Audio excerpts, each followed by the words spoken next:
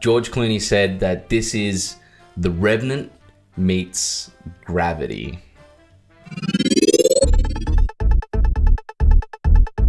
Welcome to another episode of Neon Radio. I'm Reece. And I'm Dan. And this week we're reviewing The Midnight Sky. Augustine, a lonely scientist in the Arctic, races to stop Sully and her fellow astronauts from returning home to a mysterious global catastrophe. I enjoyed this movie. I thoroughly enjoyed it as well. Yeah. It was good. It was like, I went into it with no expectations, which was a beautiful thing. Yeah. I was exactly the same. I didn't see any trailers. Nothing. I didn't see. All I saw was George Clooney. And yep, got to watch this movie. Yeah, and that's the reason why I watched it as well. Because honestly, I kept seeing the Netflix thing for it, and I'm like, I think I have to watch this movie. I haven't seen George Clooney act just generally in a long time. Yeah, a few years. I think the last movie I properly watched with George Clooney, which that's a lie. I was going to say Up in the Air, but it's actually The Descendants that came out after it with Shailene Woodley. Yeah, yeah. But either way, it's been a long time since I've seen George Clooney act. And to get your Clooney fix. Yeah, and I got to admit, man, I mean, this is the reason why Clooney's in movies. He's charismatic. And every time you see him do something, he rips the role. It goes really well. He's got a lot of screen presence. Yeah, and there's no difference in this film. Playing a dying man, he's got cancer. And we think it's cancer. Yeah, he has a dialysis machine. I don't know. We're not doctors, so we don't know. Yeah, he's a dying man, and he has to get from one observatory to another to warn a spaceship full of astronauts. Yeah, don't come here. You'll die. Stay at this planet that you guys have found, and stay on that planet. Yeah. Kepler 23. Sorry, Kepler 23. Yeah, K23. That's right. Yeah. Why 23? 23. There's heaps of moons around Jupiter. Yeah, but I think there's only like 12. I don't think there's 23. Well, in the future they found more moons. Either way, the story itself is fine, but it does have a bit of filler and fluff. Yeah, you guys were complaining about this. Yeah, Declan and I had a bit of a problem with those moments. Yeah, it didn't really bother me. I enjoy being taken away to... I'm going to call it another universe because... It really is. It's a totally different planet Earth. Yeah. It's hammered. Yeah, there is a moment I did get a weird thing from it, and this is not a spoiler in any regard, but there's a bunch of dead birds in the film. Oh yeah. And then later on, it's from the oxygen is like is low. But later on, they show a pack of wild wolves. All G. Like I didn't, which is something we didn't talk about. But maybe because they're lower gravity. Maybe, or maybe birds are flying high. Maybe they run away and they run as a pack away from. Yeah. Because George and Co were there.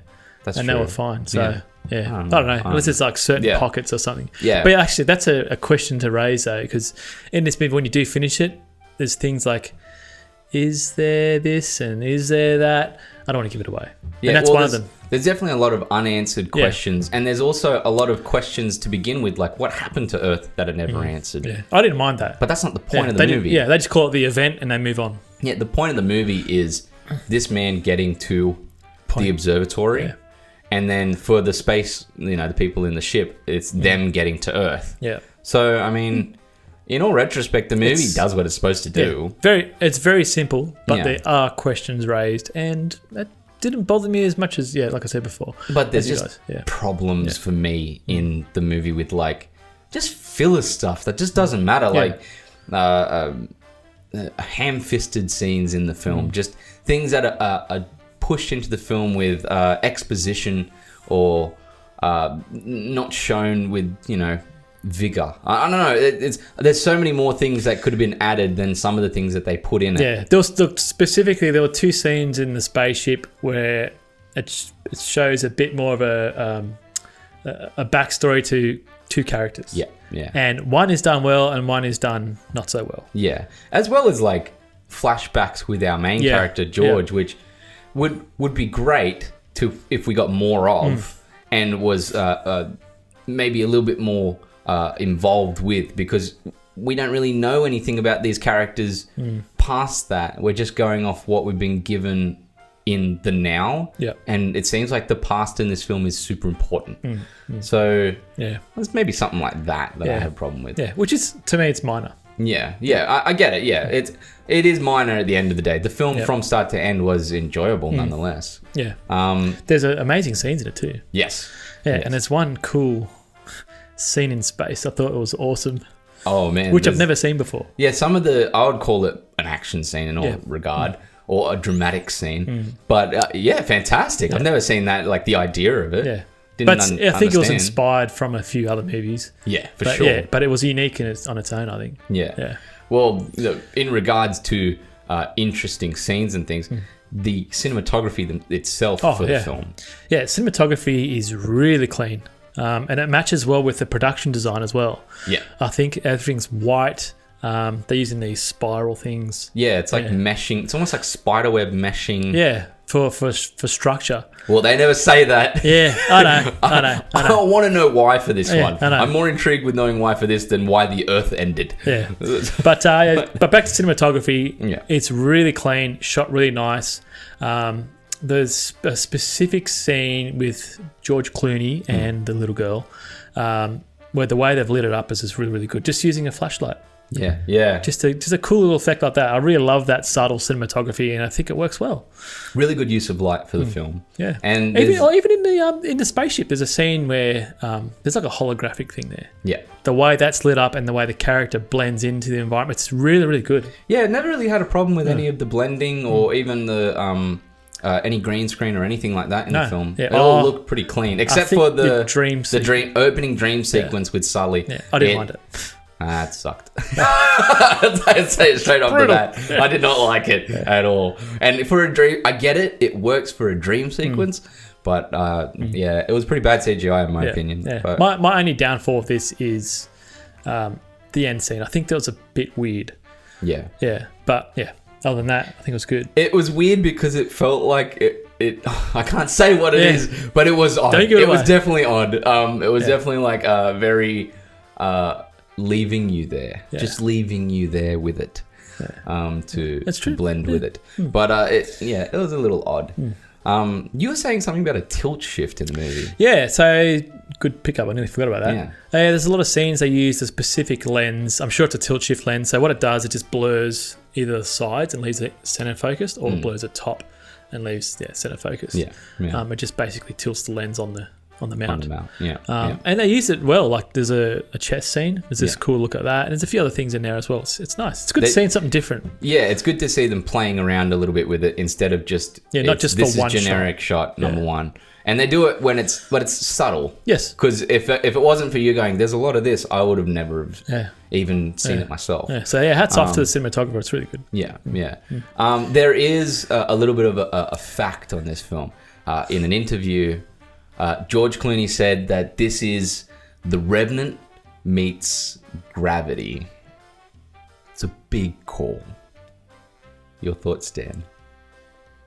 No. It's not. I can see where he brings the gravity thing in it. There's a scene there. Yeah. That was very Gravity. Revenant, I can see his point, going from point A to point B, but no, it's.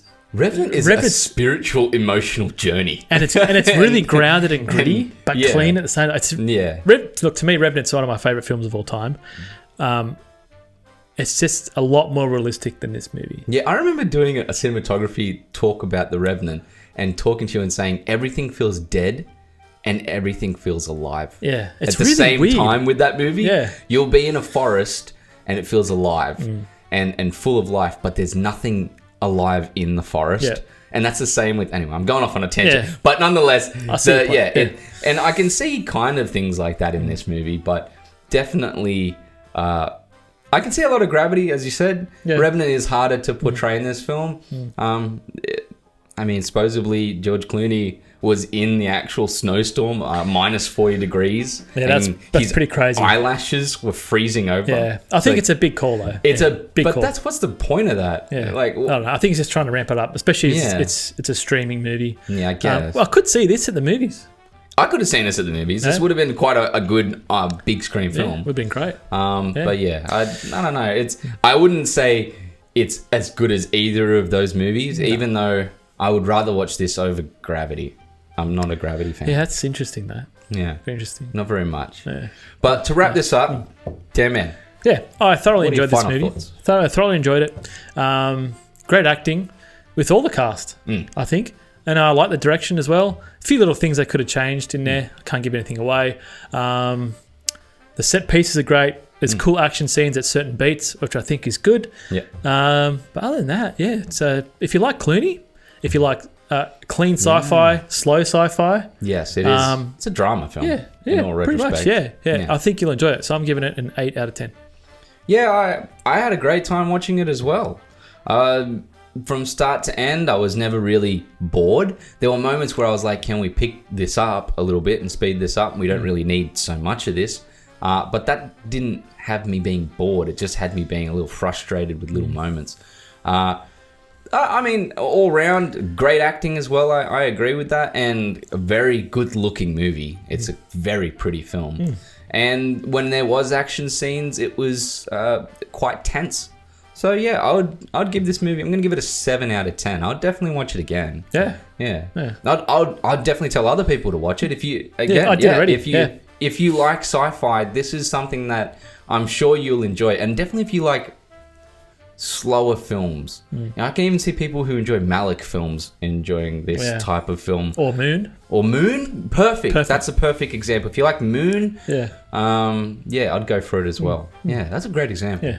Don't forget to like and subscribe to the channel and check out Neon Radio Podcast, where we spoil the film and go in depth with it more. And check out Neon Radio Reviews under Facebook and Instagram just to see what we're up to next. And send us some DMs. Tell us what you want us to review next. We respond to everything.